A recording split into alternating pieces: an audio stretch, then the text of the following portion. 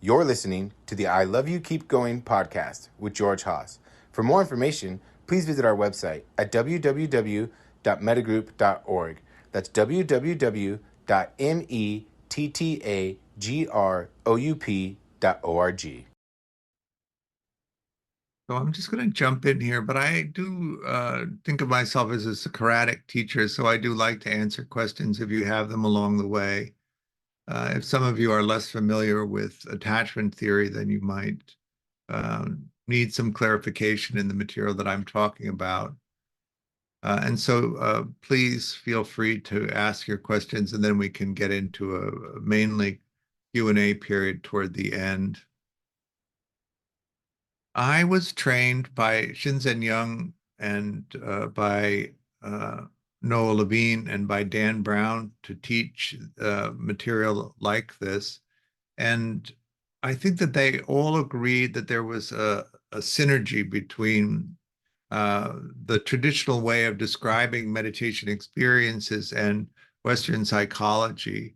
Not that Western psychology leads to liberation particularly, but that we tend to, those of us who are in the West and educated in this way, recognize patterns that are described by Western psychology. And then if we can use the recognition of those patterns to recognize the descriptions that traditional spiritual practices talk about, it furthers our ability to investigate the things that we need to know to come to this place of liberation. And what I would guess Dan Brown would describe that as to be able to hold an enlightened view continuously without it being interrupted by grabbing onto the experiences of this human body and our perceptions of meaning that we cast on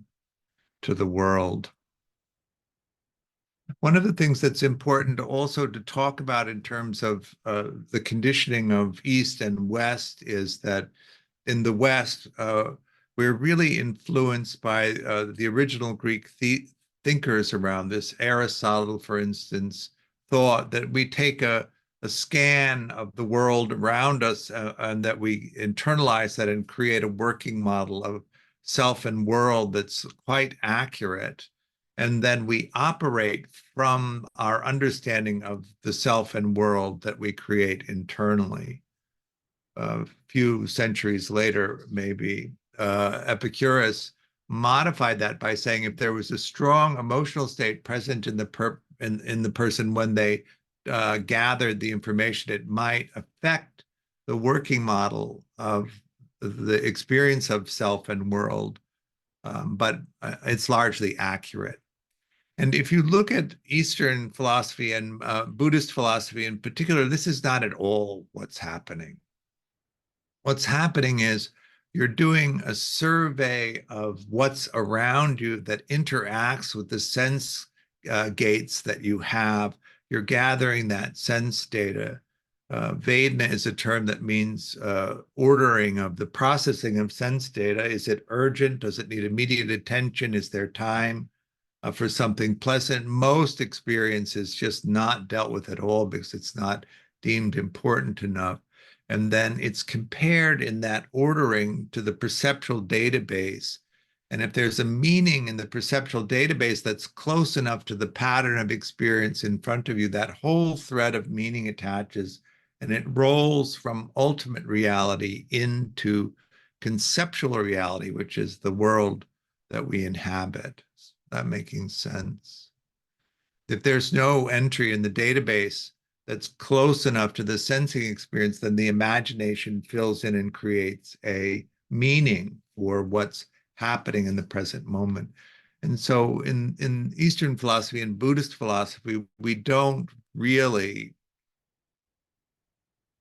wander around in what's happening. We wander around in what's happening means to us, if that makes sense.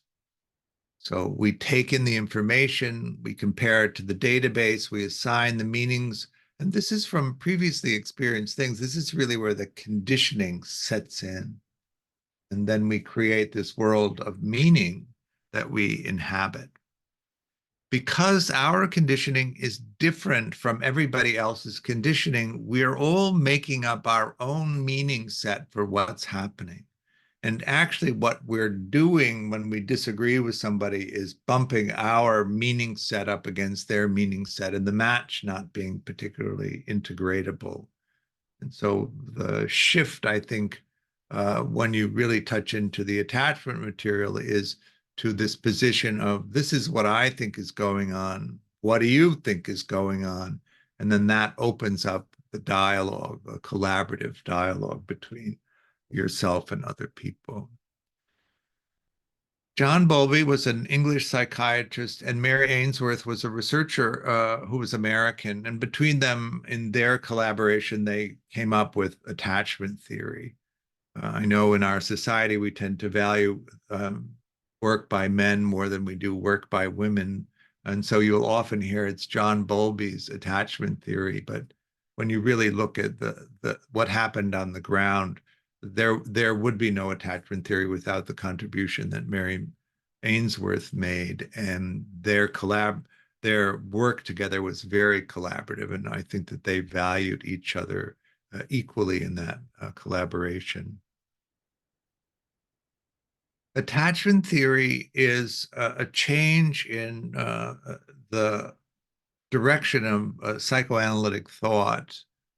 I'm sure you're all familiar with your history of the development of psychoanalytic thought, but maybe not. And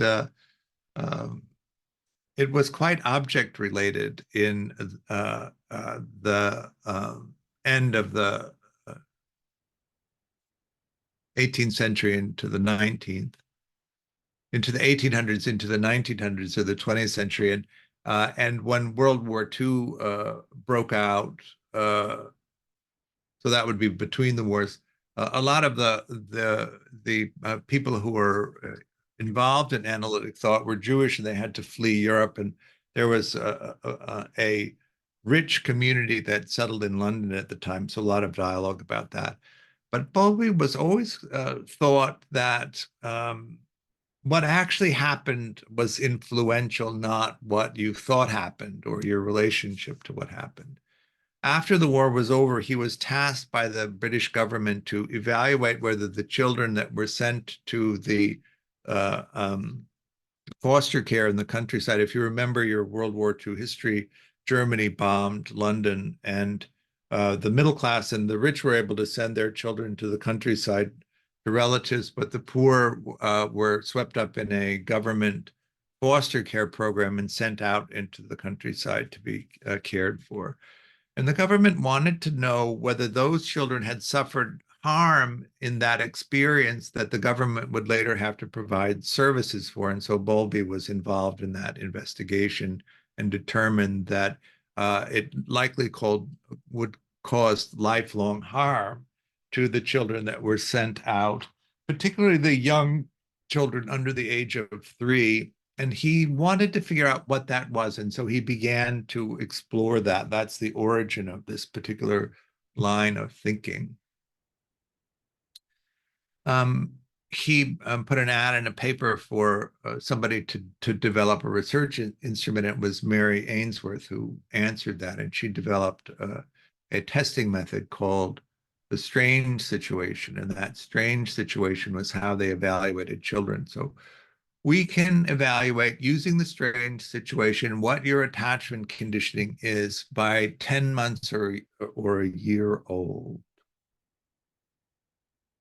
So I know when I originally came to Buddhist thinking, and we talked about conditioning, and it was described in the poetry of the Buddha, is the mind equanimous? Is the mind engaged in craving? Is the mind engaged in aversion? Is the mind restless or agitated? Is the mind slothful? Is the mind engaged in doubt? Were these experiences that didn't relate directly to my experience, and I noticed them more as functions or concepts of experience. Um, But when you begin to say that attachment conditioning is present at that age and that the attachment conditioning precedes the self-experience arising, what is your earliest memory? How old were you when you remember that?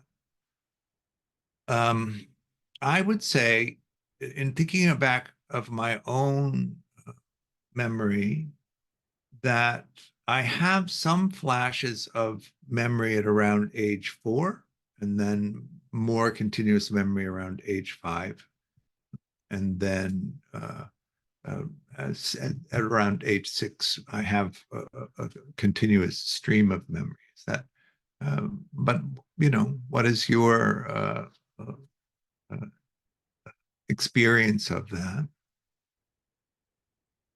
Um, So all of this conditioning happens when we are unable to remember it, which is profoundly affecting in terms of how we perceive of ourselves and how we perceive of the world. And actually, the conditioning patterns in a way that's recognizable, so that you can understand what the conditions of your early experience were based on the way that you create the experience of reality now. Really useful. Um, so imagine this. You're a little baby. You're like 10 days old. Your entire world is the way that um, your caregivers come and respond to you. Can you imagine that? Have you been around small children? Have you been around a 10-day-old baby and noticed how they are? Every now and then they open their eyes, they look around, and this look of wonder passes over their face, and then their eyes close, and they're back in this process of developing. We make this expression, I'm waving my arms, but of course a 10-day-old baby is swaddled. They don't even move, right? Because that creates a sense of safety for them. And they cry out to the world, but they don't cry out first. First, they look cute. That's the thing there. They look as cute as they possibly can to try and get somebody to take care of them. And if you're attuned to them, it's overwhelmingly cute and you immediately respond to them. But if you're not paying attention, they'll look surprised that nobody's coming, and then they'll whimper, and if nobody comes, then they'll intermittently cry if nobody comes, and then they'll continuously cry if nobody comes, and then they'll tantrum if nobody comes. They'll go into anaclyptic depression, which is a really bad thing to have happen to a kid. But if you catch them along the way, and it could be fast, and you respond to them, you attune to them, you look at them. A baby is like 6 inches from your face, and you're looking at them, and you're attuning to them, and you're reading into the expression that they're making, this tiny little body and this little face, and you're mirroring back to them what you think is happening, and then you're taking care of them. And if you get it right, it relieves their tension and they settle in. And if you get it wrong, you see immediately that that wasn't the thing that they wanted. And you keep trying with these different things. And that is the cycle of security, that I can express myself authentically. I can express my needs authentically with the expectation that the world will sensitively respond to me and meet my needs. That's what we call security. And that actually creates not only a working model of self, that I'm capable and competent, and that people will delight in me, and people will take care of me, and that the world is a place I can go out to and explore and will be responsive to me. That's security. And in adults, what that means is that you're free to be authentic. You don't worry about being abandoned. Particularly, you expect people to delight in you and be interested in your point of view. And you see the world largely as a place where you can go explore and get your needs met. All of those things, of course, are trackable in meditation. That's what makes them so salient to the practice. How do you experience the sense of self when it arises? How do you experience the sense of the world? In Buddhism, of course, the world is other people. What are your expectations of other people when you encounter them? When you walk into a room of people that you don't really know, what is your expectation of them? All of these things are the experience of reality and the experience of self that are arising that we can use our meditation practice to track and to begin to reflect on how accurate they are, how we create the experience of our meaning based on conditioning. And so we get this pathway into understanding the nature of conditioning by examining these responses. Is that making sense? So you have the capacity to sense these senses, touching, seeing, hearing, tasting, smelling. We have also mind in Buddhism, which we don't have in the West. Mind is the thing that really selects what you focus on and creates that curation of experience. And then you have objects that can be sensed, and when their contact, that sensing experience arises, it's undifferentiated, unfixated, completely unconscious, and unknown to the self experience. It's evaluated for urgency. Do we need to attend this immediately? Does it not matter whether we get to it? Is there time for pleasant experience? And we have science on the mind time of this, right? Urgent is 3/8 of a second, pleasant is half a second, twice the duration, twice the intensity in order for it to get into the queue. Then it goes into the queue, and if there's a match, it unfolds and there's the meaning. And if there isn't a match, the imagination fills it in. But you could have a childhood experience that was so painful that you pinched off aspects of your imagination and then you can't fill in the meaning. It's confusing. You don't know what it is. If you have a lot of adverse experiences in childhood, the working model of self that develops is filled with a lot of negative experiences that activate in order to create the experience of the self. And in the moment that all of that negativity arises, so that you can recognize the pattern of self that's arising, you can become aversive to that experience of negativity over and over again. That is the root cause of self-hatred, the sense of self arising, and just not wanting to have another intensely aversive experience. Of course, the opposite is true. Self-love. If you've built this working model of self that each time it arises, you enjoy having the experience of you, then that's the origin of self-love, because each time it arises, you enjoy the experience of it. It's fun. It's light. It's funny. But these things we can know pretty well in that straight context of Western thought, and then we can begin to use these as the objects to explore the traditional path to liberation. This is how I'm forming the world. We want to know that in terms of understanding the nature of the human condition, which is this experience of liberation. We want to be able to, at the end of it, of course, touch into this place of sacredness where each moment, every little thing is this sacred experience that's so remarkable. Can you come into that view and hold it in relation to everything always, or does these conditioned responses just get in the way? When you get up in the morning and you tromple into the bathroom and you stand in front of the mirror, do you recognize who's there, or do you have this internal model of yourself that's quite different than that? Oh my God, who is this stranger staring at me in the mirror? I'm this 30-year-old, or I'm this whatever it is. Every time I do a test on Facebook of how old I am internally, I don't get much past 13. What do you think of yourself? And do you enjoy that? Do you take care of yourself in the thought processes, or are you just troubled by it. So we begin to understand that in the nature of things, the mind goes around and selects things that we prefer and gathers them together, and we create this pattern of the experience that's around us, and we roll it into conceptual reality. And if we don't pay attention to it, we're simply living in this meaning that we've created that's conditioned. That's the insight.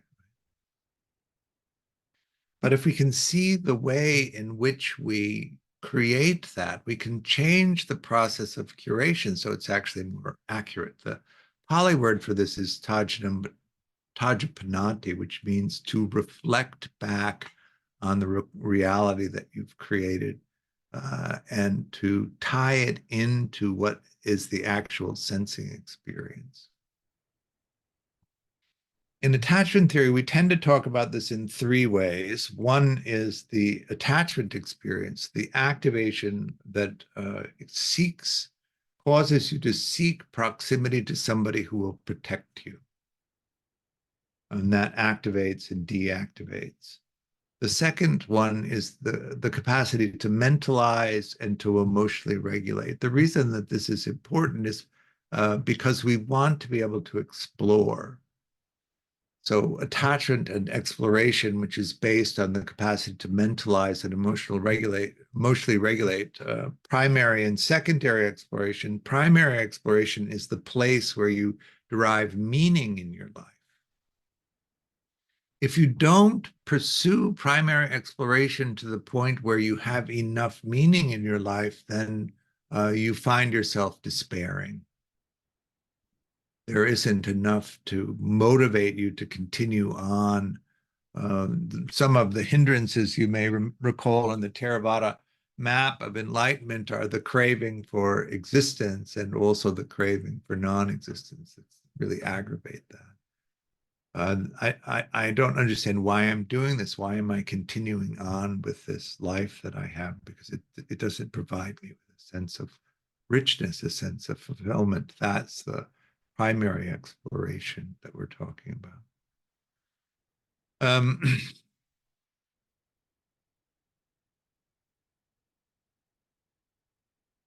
How do you do that? How do you shift that to see more clearly? The third one is collaborative relationships. So in attachment theory, it's activations of the attachment system, the capacity to explore, and the collaborative relationship system. In collaborative relationships, you take care of somebody in the way that they need to be taken care of. And they take care of you in the way that you need to be taken care of. And you work together to figure out what that is so that you're both well taken care of, so that you can then go out and explore the things that you need to find out so that your life is rich with meaning. And then you can come rushing back and you can tell somebody what it is that you figured out that's so meaningful to you. And if their exploration is in line with yours, it will be really useful to them and they'll be excited and interested in what you have to say. And then they can go out and explore and come back and share with you the things that they discovered. And that synergy between each of your primary explorations will float the relationship. So as you can tell, I can blab on incessantly for hours on this topic because I really like it. But I do think that we should begin to look at questions a little bit. Is that making sense? All right, these are questions related to the meditation. Visual thinking is the place where you see visual imagery that's associated with thinking. So for most people, it's centered at the eyes, in front of or slightly behind the eyes, a gray screen that sometimes is modulating, sometimes there's a little color in it, and then you see imagery. We talk about domains of visual experience, auditory experience, and the felt sense of the body. With visual experience, there's the external sight space, which if you're seeing, you're probably familiar with, but if you close your eyes, there's also a whole world of internal visual thinking. The five main aspects of that are the mental screen, that's usually centered at the eyes. There's a sense of the outline of the body in its current position. It's part of the proprioceptive system. It's how we identify how the body's positioned. There's the body's location in the current environment. If you open your eyes and look ahead of you and close the eyes, maybe you'll notice an after image of the location in the room. There's an image reaction to local sensation in the body and an image reaction to exterior sound. Mainly what we're focusing on is the visual thinking aspect, which is this screen centered up here. Oh, examples of humorous labels you might use for repeating thoughts. So I have one that I call Superman, which is where I swoop in and save the day. I have one called Talk Show, where I'm pontificating and how brilliant I am. I have one I call the Ranter, which is really me just pushing a shopping cart down the road, expressing in expletives my opinion of everyone I see around me. I have Terrorist, where I'm nearly killed in saving the day, but everyone's gathered around my hospital bed to encourage me to keep going. So I call that Superman and Terrorist and Ranter and Talk Show. Those are my examples of pithy.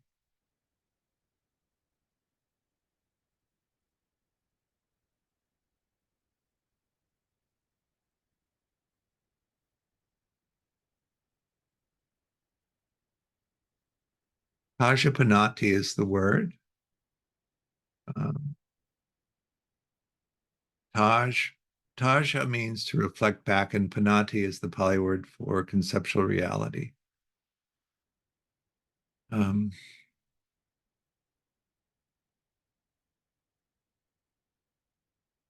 right.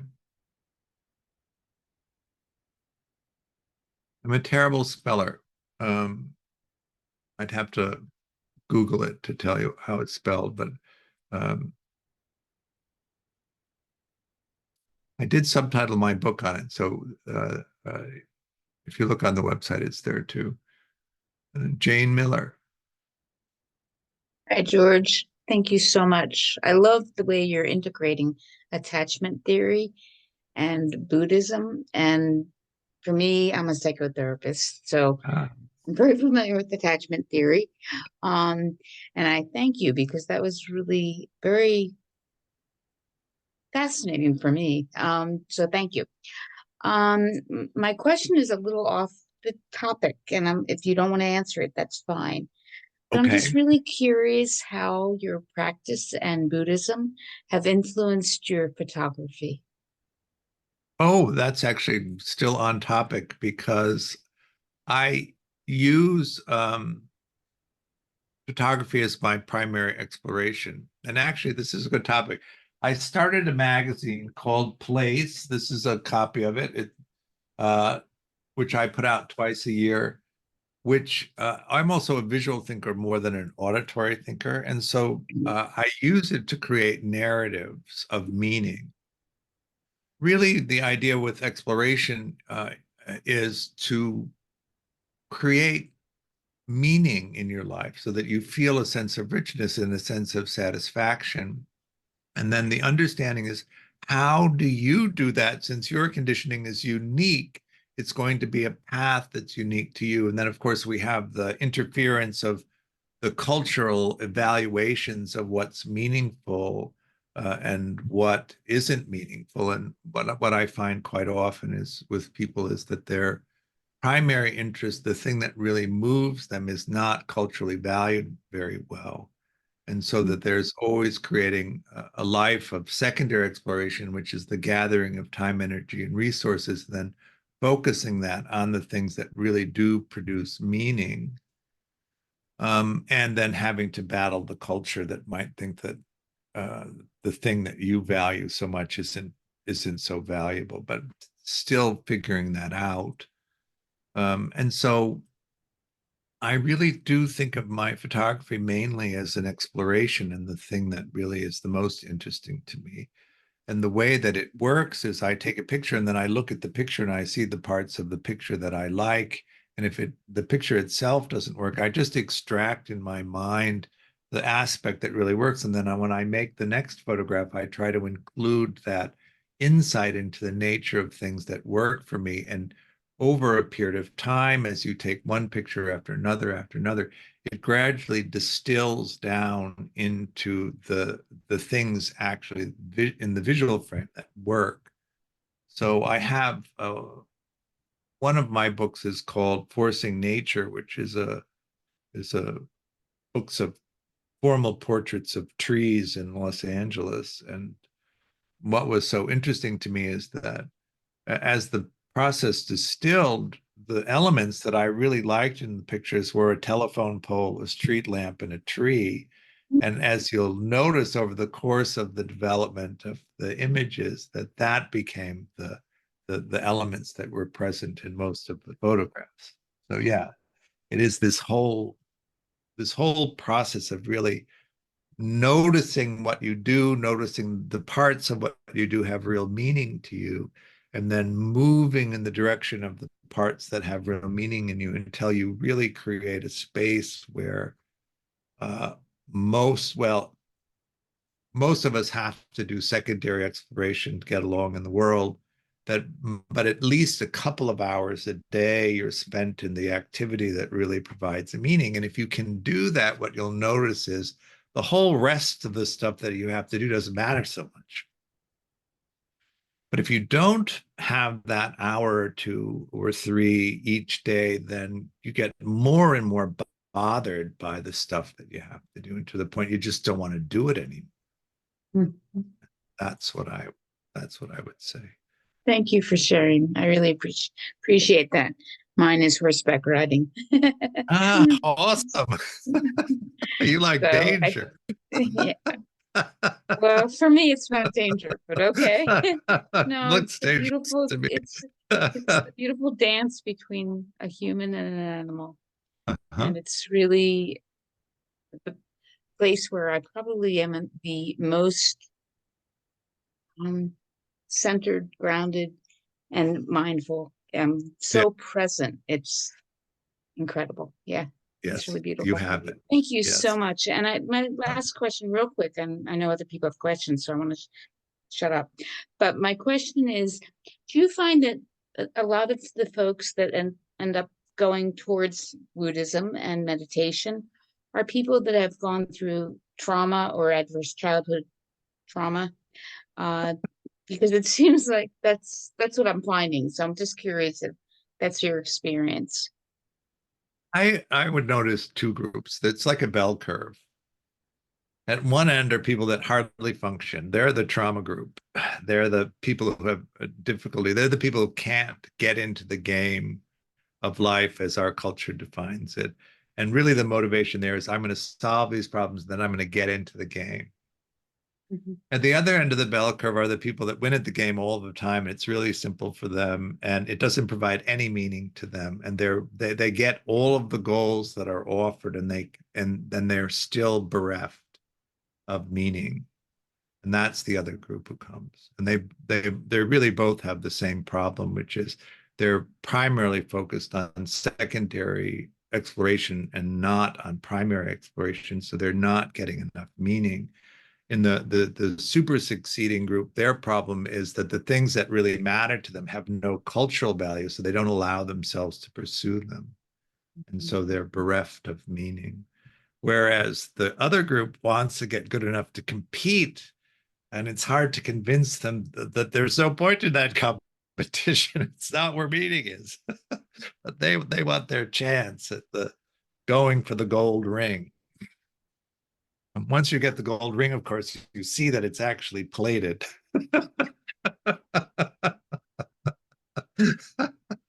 Thank you so much. You're a gem. Yeah. Take good care. Stay well. Thanks. Sincere. George, could you hear me? Yes. Yes, I'm sorry. The camera is off because I'm standing in the dark, so I hope this is okay. Okay. Yeah, I'm sorry. The question is, I was very interested also on your talk about attachment theory, and my question is there a possibility of healing insecure attachment through this kind of meditation you offered before? So, or at least support your healing to become more being secured attached. So I think that we're in this unique time in human history where there are now actually effective means of changing your native attachment strategy from insecure, disorganized into earned security. I don't think that there was much that worked before now, and that the process of doing that is about really takes 2 or 3 years of focus in order to do it. And it's a combination of working with the ideal parent figure protocol, which was developed by Dan Brown and his group, the mentalizing and emotional regulation strategies. At Mettagroup, we're using meditation-based training for that. And then a psychoeducation around collaborative relationship systems. If you grow up in an insecure, disorganized family system, you don't really understand the dynamics of secure functioning. So you have to learn those. If you do all 3 of those, then I do think that you can change your attachment strategy. So if you're using me as an example, I had 28 years of psychotherapy with really good people, and it was really useful to me, but my complexly disorganized attachment strategy was completely unfazed by that and remained in the chaotic way that it always was. And 2.5 years of doing this work, I earned security. And I can tell you that I did it at 65. It's totally worth doing. I mean, it makes everything so much easier. That you should do it at any time, but boy, would I have liked to have done it at 20. Mm-hmm. Yeah. Oh yes, you're so right. And the meditation we were doing before, it was this kind of meditation to support, or also to support you on your way. Yes, this one is that meditation that I offered is part of a sequence of meditations investigating self-generated emotions, stopping afflictive self-generated emotion, and quantumizing the pool of poison and pain are the suite for developing mentalization and emotional regulation. The reason that piece is so important is that if you can't regulate your emotions when you go out to explore, then you have to limit your exploration. You can't really regulate yourself at all without being in direct proximity to somebody who regulates you. Then you don't have exploration because you can't do it. And then you have a life that really is bereft of enough meaning to make it seem worthwhile. At least that's my experience, most people. Yeah, So yes, you could do it. And it takes about, you should think 2 to 3 years of regular work to get it to happen. And then it does. And it's exponential in a way. Like to say, you do these rickety meditations that put these little sort of modelings in there. And because we use that perceptual database to create conceptual reality, it doesn't matter whether you've visualized it as part of the meditation practice. If you use that as the source for creating reality, admittedly, it's flimsy, but then you've created this reality and you act in that reality, and then that reality is remembered, and that's an actual experience. And over time, as you build up more and more of these actual experiences that are based on these visualization meditations, the secure response to the present moment becomes more and more robust until you're just always in this process of responding in a secure way. You still have your native brain, but you've adapted it so that it can function securely. I think this was very helpful, and you were very authentic. So you were talking about your own history. This was very helpful. Thank you. Oh, good. Yeah, it's imagine the infant that just cries out to the world for care, and there's a sensitively attuned person there that responds with the care. And so you learn that all I have to do is cry out to the world for the care that I need, and the world will deliver it. Imagine walking around like that. That's security. Low. Thank you a lot.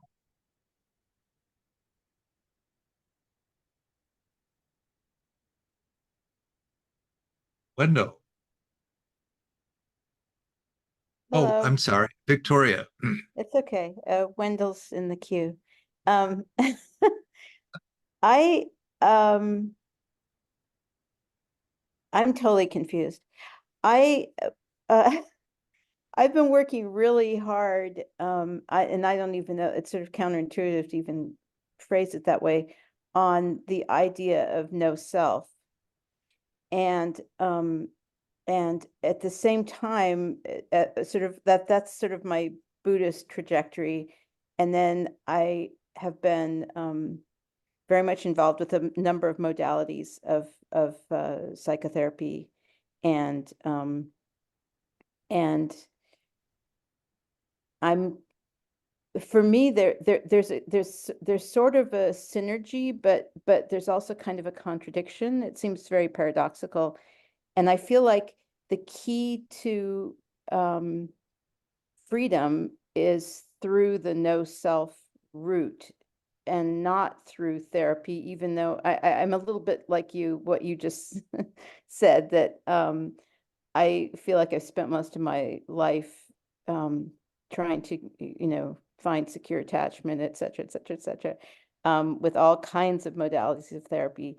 And while I feel that I'm, functional, it's very much, it's been a huge time sink. So I relate to what you said.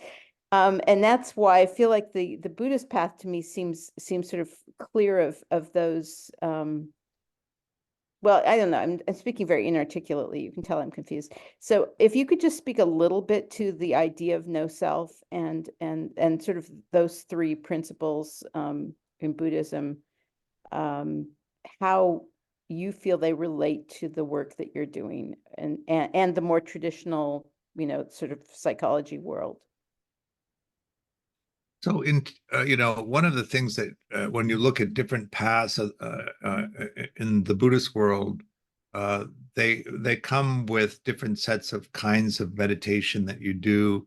And depending on what kind of meditation you do, they produce particular responses. So when you're working in the Theravada world, no self is actually one of the goals of the practice. And so you do the techniques that produce the experience of no self.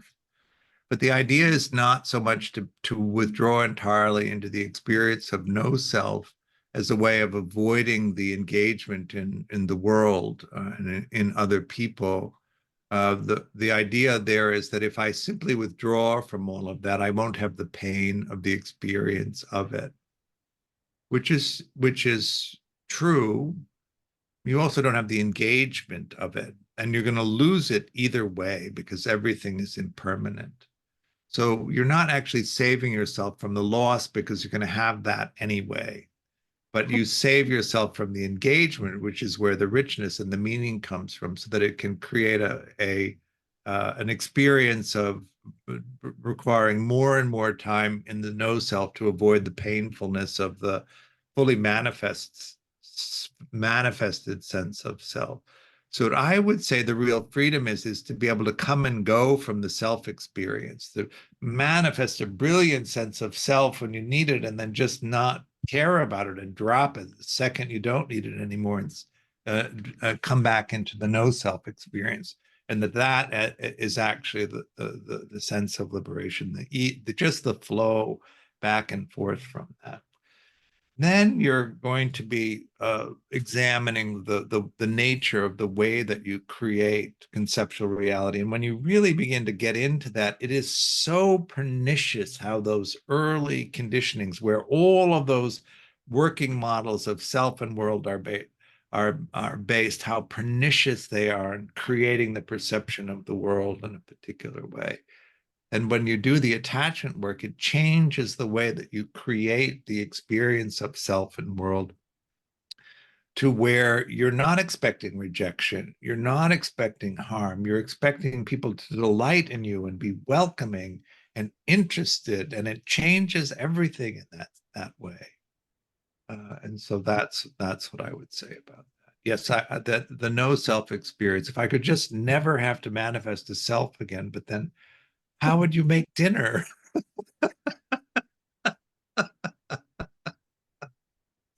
Well, I'm in the performing arts, and that's why for me it's a kind of conundrum. It's Oh, but where I've found the sort of the sweet spot is in what is popularly called the flow.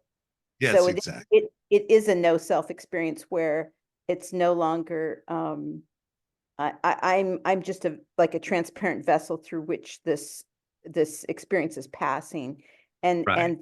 that's actually the ideal. That's why I find the no self idea appealing. And well, anyway, we're running out of time, but I hope to have an opportunity to talk to you further at some point. Right. Thank you. Thank you.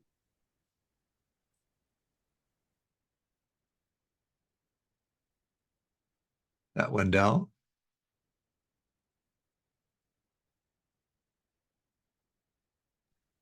Hey George, what's up?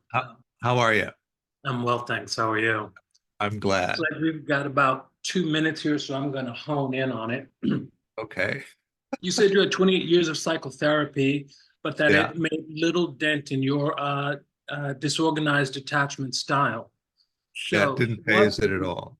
what did phase it? What was the adjustment? What was the click? If we were talking about food, I'd say, what ingredient did you have to add to the recipe to make it good or proper? The 3-pillar approach, which is the IPF, Ideal Parent Figure Protocol Meditation, to remap the original attachment conditioning, the mentalization and emotional regulation strategy that fosters exploration for primary meaning, and the psychoeducation of how relationships are supposed to work. You need to do all 3 of them to get it to change. How long? That's a Western question. How long does it take? So I'll say, Shinzen would answer that question whenever anybody asks it with 5 years. But I am saying it takes between 2 and 3 years to do it, if you do it consistently. All groups of people who come in do it pretty well, except for one group of preoccupied people. So angrily preoccupied people have a tendency to have a hard time completing it. But for most people, you come in and you just go through the process of doing, it's like, it's not harder than sitting the meditations you've already been sitting. You just have to sit them over a period of time until it begins to change. And what you notice happening, which I think is one of the remarkable things, is the self-experience doesn't change that much. It's just the way that you make the world that changes the most. So all of a sudden, you don't see a rejecting world, you see an inviting world. All of a sudden, you don't see a criticizing person, you see a delighting person. Those are the ways that it changes. And so your experience is just different, but it's not a conscious cognitive process. It's an unconscious process that changes it.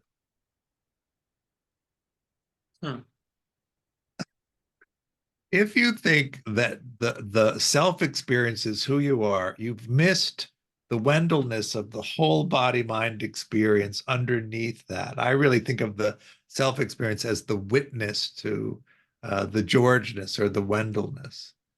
I do realize that there is a Wendellness here, and I do realize that the Wendell has had a vast amount of life experiences. And I do realize that the lens that I have, or filter if you prefer, has been quite clogged. And the unclogging process, as we could say, has left me standing in that place you mentioned, which is either despair or searching for meaning still. And since I'm not really willing to drag out the razor blades, on we go with our magnifying glass and say, what's next? I like the beard. Huh? I like the beard. Thank you. So I'm just trying to, keep the meaning going here. And Yeah. I can thoroughly identify, the show's not over until the show is over. So I'm looking And it for, might not be over. We don't know. yeah, I'm just looking for the link. I'm looking for the adaptation. I'm looking for the recipe to get over.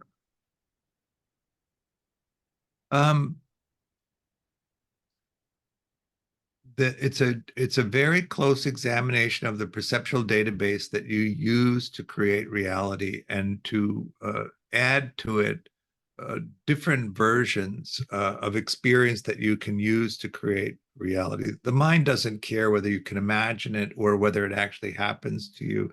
It can use either to develop the experience of meaning that you're having.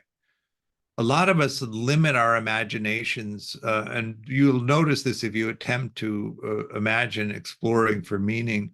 We limit our imagination and what we think is possible for us because of the conditioning of early childhood prevented us from having most of the things that we want, so that when the opportunity arises in the present moment to take the thing that we want, and we have convinced ourselves that actually we're not entitled to it or we can't have it, we don't take it, even though it would be there for us if we could see and experience the world differently than we do.